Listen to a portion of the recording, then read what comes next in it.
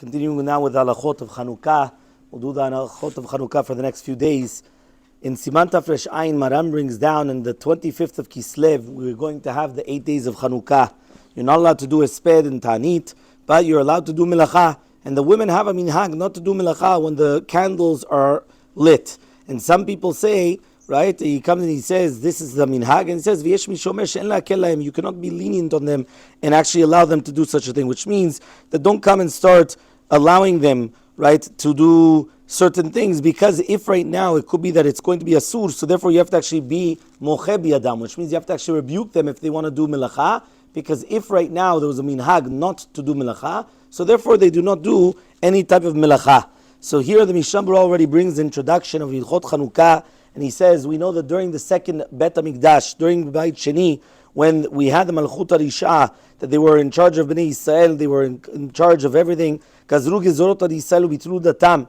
They came and they made many different decrees against Bnei Yisrael, and they wanted us to go against the religion. They didn't let us learn Torah mitzvot. They came and they were pashtu yadam. They put their hands, whether it's going to be in our money, whether it's going to be in our daughters. They went into the echal. They made many different mitzvot, and they wanted to impurify everything. And it was very, very, very bad for Bnei Yisrael until HaKadosh Baruch Hu had mercy on us. And then gavru bnei chashmonei kohanim hagedolim, and they killed them. And then they saved Yisrael from their hands. And then it came back, Malchut Yisrael, for more than 200 years, right, until the Churban Sheni. When Gavru Yisrael, right, they went against their enemies on the 25th of Kislev it was. They came into the Echal, and they couldn't find any Shemen Tahor. And then what happened? They come and they finally found, right, enough oil for one day. And there happened a beautiful miracle, an incredible miracle, and they were able to actually light it for 8 days until they were able to crush the new olives and get pure oil. And because of that, every single generation, every single year, they start in Kafeh Kislev. It's days of Simcha ve'Alel, right? And therefore they're going to start lighting, whether it's going to be on the entrances of the houses every single day and every place, in order to publicize the miracle. And this is a mitzvah midivrei sofrim, just like Kriyat HaMegillah. And these are called Chanukkah. Chanukah, that on the day of Kafeh, on the day of the 25th of Kislev, we rested from our enemies. So because they're days of Simcha ve'Alel, you're not allowed to do any type of espeh ve'tanit. And also there was a minhag to go around on Chanukkah also to come and to start asking for tzedakah. And there's different reasons for this,